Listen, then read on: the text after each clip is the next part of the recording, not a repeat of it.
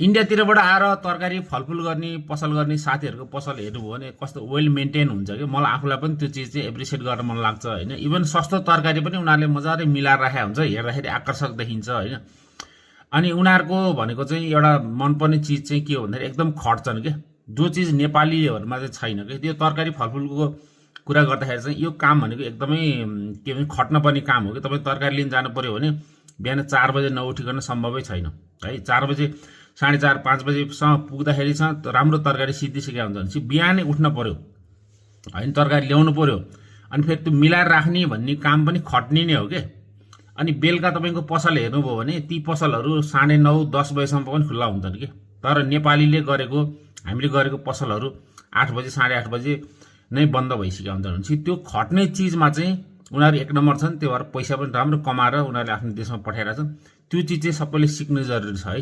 तरकारी फलफुलमा काम गर्नु छ भने पैसा छ, तर तपाईँले एकदम गधा चाहिँ घोटिन सक्नुपर्छ, खट्न सक्नुपर्छ।